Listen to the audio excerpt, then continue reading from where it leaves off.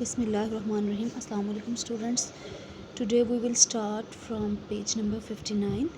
Answer the following questions. What does the poet hear? The poet hears the sound of rain falling on the trees. Very first passage of the poem में हमें ये पता चल जाता है first two lines में कि poet जो है वो क्या सुन रहा है. The poet hears the sound of rain falling on trees. Question number 2 है what according to the poet is a sweet noise? According to the poet, the rain water trickling down drop by drop on the lower leaves of the trees make a sweet noise. अब मैं repeat करती हूँ इस answer को. According to the poet, the rain water trickling down drop by drop on the lower leaves of the trees make a sweet noise. Next question number 3 है what will happen after the rain stops? बारिश रुक जाने के बाद क्या होगा? After the rain stops, a wondrous light will fill each dark round drop. After the rain stops, a wondrous light will fill each dark round drop. Question number 4 है how does the sun come out after the rain? बारिश के बाद सूरज कैसे तलू होगा या निकलेगा?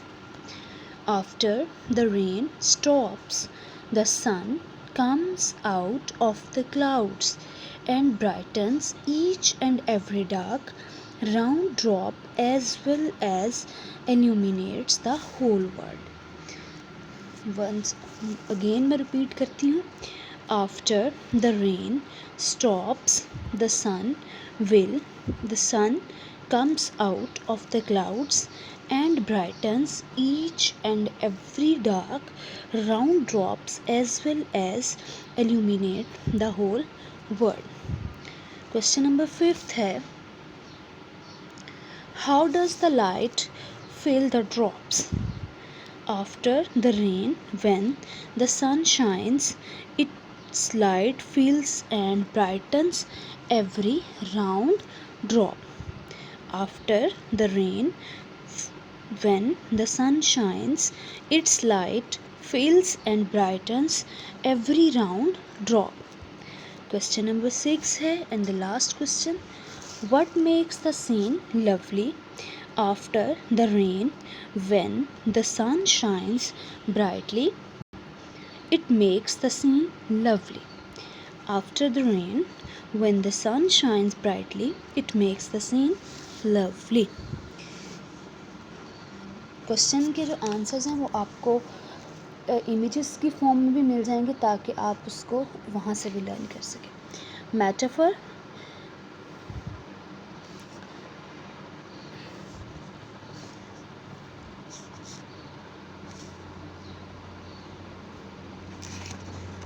a figure of speech in which an implied comparison is made between two unlike things. ठीक है. Just like examples, he was a lion in the battle. The striker was a goal machine.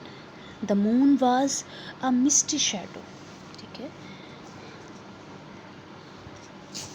Metaphor क्या है कि जब हम comparison जो हमारा ऐसा अंदाज़े कलाम जिसमें हम दो चीज़ों का जो कंपैरिजन है जायज़ा है वो लेते हैं. Select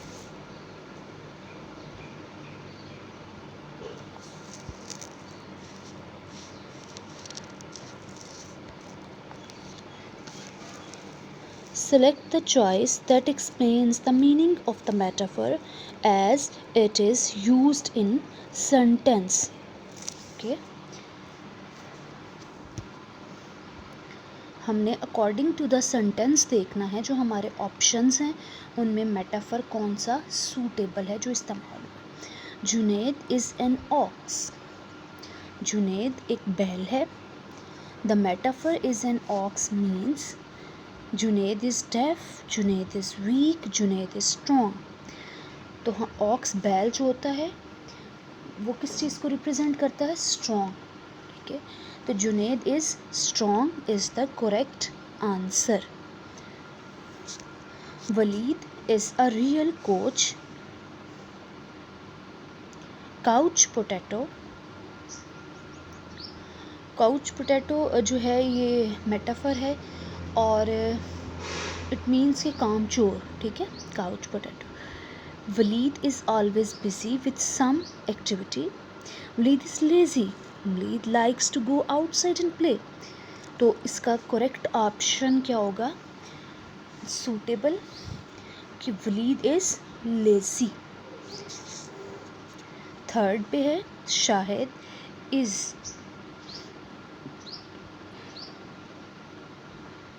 a volcano after hearing his brother borrowed his car without permission. Shahid ये सुनने के बाद कि इसका जो भाई है वो इसकी परमिशन के बगैर इसकी गाड़ी ले गया है, तो वो गुस्से में किस चीज़, जस्ट लाइक ऐसे जैसे कोई आतफशां पहाड़ है, volcano. The metaphor Shahid is a volcano means she is angry. Shahid lives in Japan, Shahid has a triangle head, triangle. ठीक है, हेड। तो सबसे जो करेक्ट ऑप्शन होगा शाहिद इज़ एंग्री। ठीक है, Shahid has an triangle head mean होता है वहशियाना, जानवरों जैसी आपकी थिंकिंग हो जाना। ठीक है, तो करेक्ट ऑप्शन मीन्स कि शाहिद जो है वो गुस्से में है। एंड द 4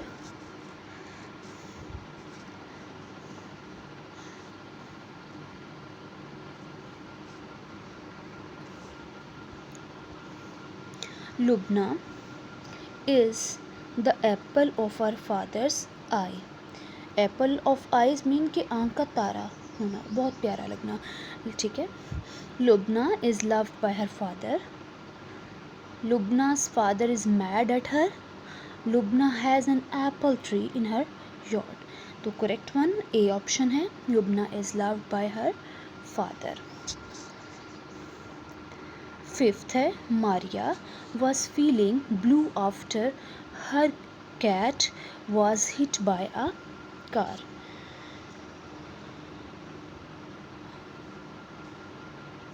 ठीक है,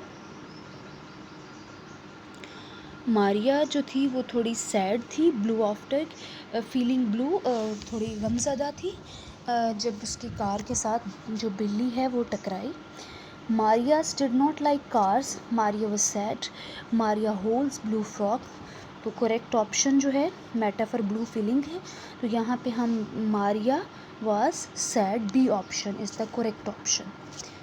6 में है, एक नंबर पे है आपका Faraz is a giant in his class, towering a foot over his classmates. अपने जो क्लास है उसमें हाइट में लंबा होने की वजह से, कद में ज़्यादा होने की वजह से फराज जो है वो अपनी क्लास में एक जायंट, एक जिन की मानद है। Metaphor is Faraz is a giant means Faraz is short, Faraz is from a fairy tale, Faraz is tall. तो C option is the correct option, Faraz is tall. Next जो है क्वेश्चन सी है आपका। ठीक है, identify use of metaphors in this poem and answer these questions. What do the rich leaves symbolize? कल जब हमने थीम को डिस्कस किया, पोएम को डिस्कस किया, तो हमने ये सारी चीज़ें पढ़ी कि क्या चीज़ किस चीज़ को सिम्बोलाइज कर रही है, क्या चीज़ इसमें एज अ पर्सोनिफिकेशन इस्तेमाल हुई है। तो फर्स्ट क्वेश्चन है what do the rich leaves symbolise? The rich leaves symbolise the rich people. Question number 2 है what do the poor leaves stand for? The poor leaves stand for the poor. What does the sun symbolize? The sun symbolize equality. It spreads its light equally all over the world.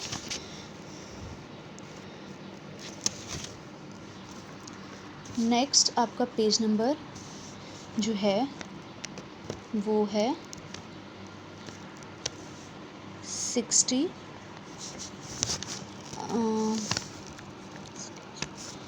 61 पे, ठीक है, ये आपका 61 page number है। और personification,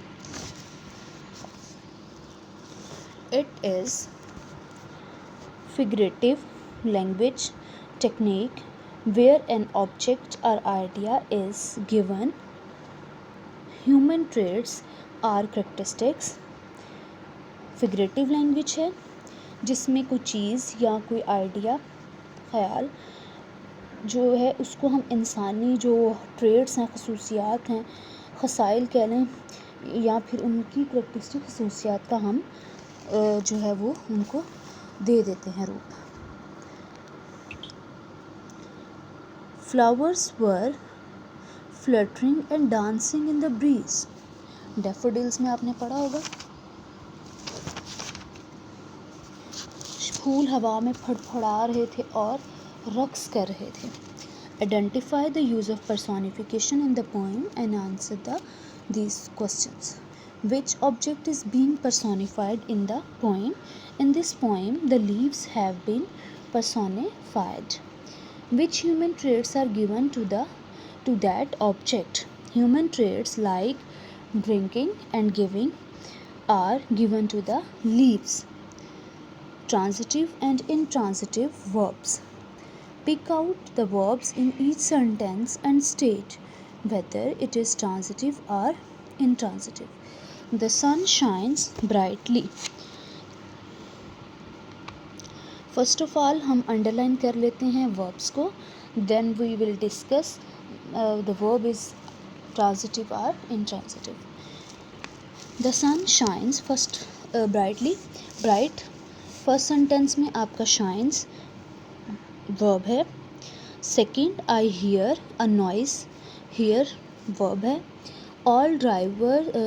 Ali drives the car carefully, drives verb है। You got angry with your sister, got verb है। Sarmad ate a lot of sweets, ate आपका verb है। Everyone tried very hard to win the race, tried, ठीक है।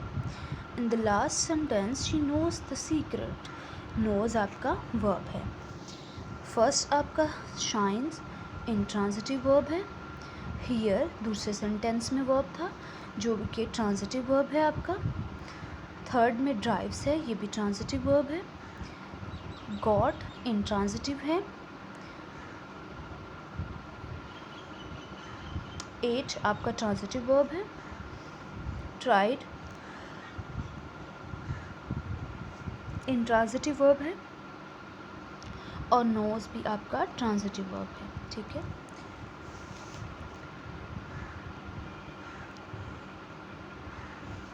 Some verbs page number 62 पे है। Some verbs can be used both transitively and intransitively. She hangs the painting on the wall, the painting hangs on the wall. In example, a hangs is a transitive verb which passes the action to the noun painting. In example B, hangs is an intransitive verb. Makes two sentences with each of words. Use these first as transitive verb and then as an intransitive verb. Okay. Words क्या हैं हमारे पास? Right, play, सिंग, read, plan और move. इन तमाम words को आपने transitive और intransitive दोनों तरह से इस्तेमाल करना है, okay. Preposition, movement and direction. Sentences आप लोग खुद बनाएंगे. Fill in the blanks with appropriate preposition.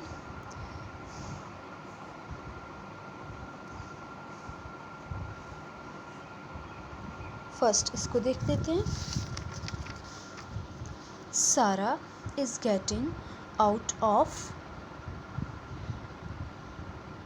The taxi. ठीक है, ये एग्जाम्पल थी हमारी. नेक्स्ट देखें, इसमें जो प्रेपोजिशन यूज़ हुई है वो आउट हुई है. फर्स्ट वाला है Sheraz is going up the ladder. यहाँ पे जो हमने इस्तेमाल की है वो है अप. नेक्स्ट थर्ड है the furniture is in the van. Is in हमने जो इस्तेमाल की है वो है प्रेपोजिशन.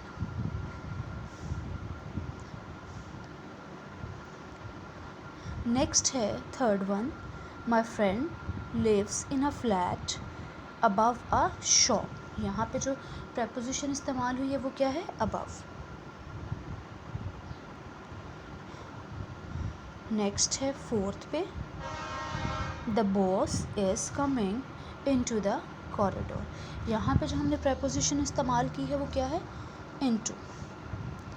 नेक्स्ट है फिफ्थ पे, there's a garage in the house. यहाँ पे जो प्रेपोजिशन इस्तेमाल हुई है वो क्या है, in. We walked along the lake. यहाँ पे जो हमने इस्तेमाल की है वो क्या है, अलोंग, कि हम अपने झील के साथ साथ चहलकदमी की. 7 नंबर है, there's statue outside the museum.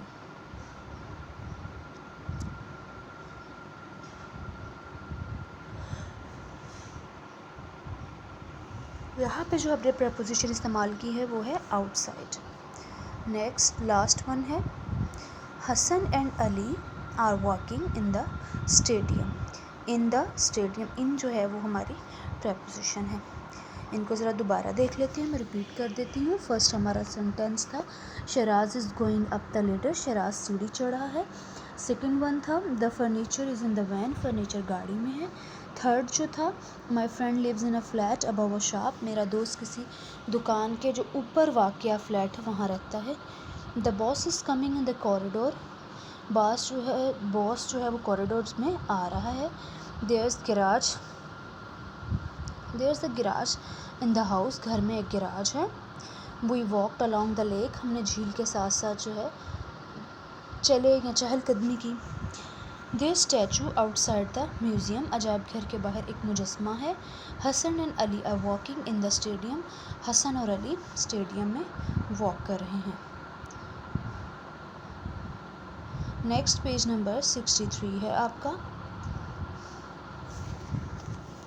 Where do the fly गो. एक पिक्चर आपको दी गई है, उसको आपने ज़रा ध्यान से देखना है.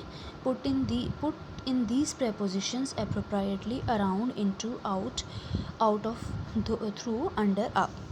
ठीक है, प्रेपोजिशंस उन्होंने आपको खुद दे दी हैं. आपने सिर्फ देखना है कि वहाँ पे सूटेबल प्रेपोजिशन कौन सी है.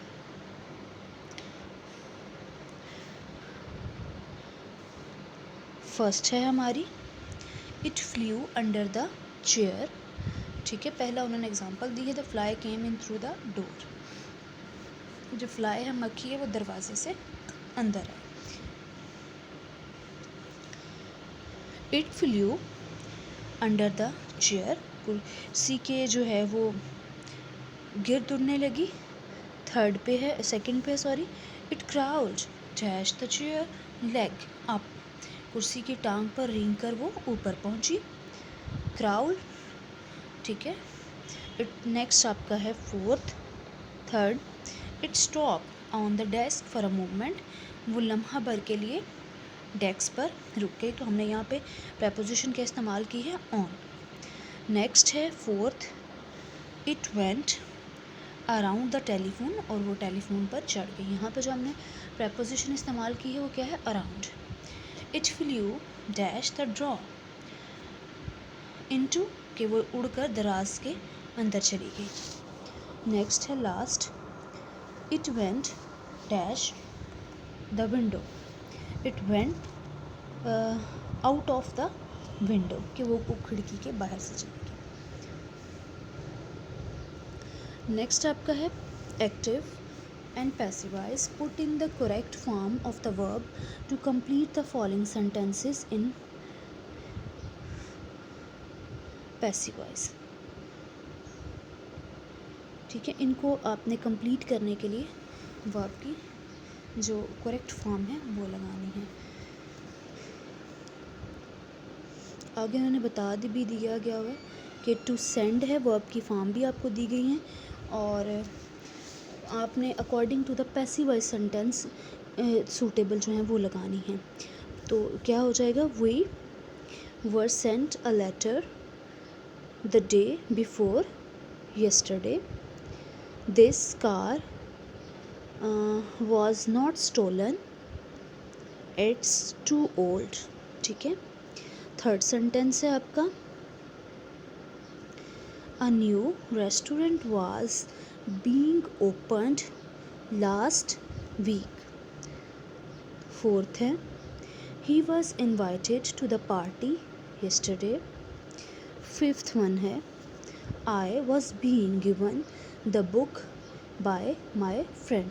ठीक है, उसके बाद आपकी ओरल कम्युनिकेशंस हैं skill, use expressions for asking and giving direction, कि जब आपने कोई डायरेक्शन देनी है या कुछ पूछना है तो उसके लिए आप क्या इस्तेमाल करते हैं, तो ये आपने ख़ुद से ओरल एक्टिविटी पढ़नी है।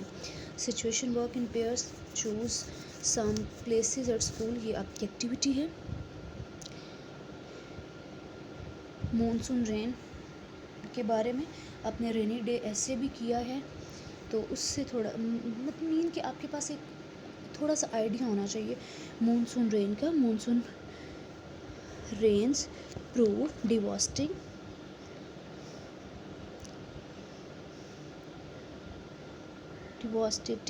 Every year. ठीक है, collect information from newspaper and magazine on recent monsoon rains, prepare a group presentation on suggestions to deal with monsoon rain. कहते हैं कि मॉनसून जो बारिशें हैं वो हर साल डिवास्टेटिंग मीन के तबाह कुन जो सूरत हाल है वो पैदा कर देती हैं।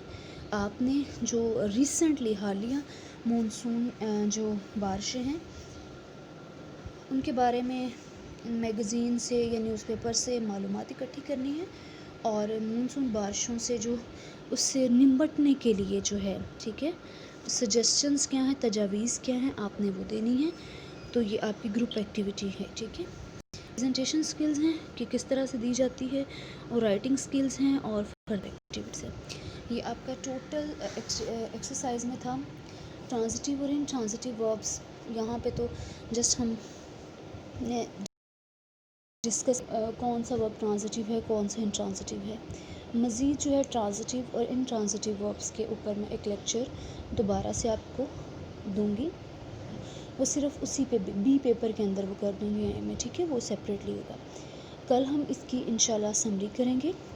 आपने question answers form of images भी आपको प्रोवाइड कर दिए जाएंगे, लेकिन कोशिश करें कि अपने जो हैं वो नोट्स खुद प्रिपेयर करें और अपनी कॉपीज़ के ऊपर उनको नोट कर लें। ठीक है, थैंक यू।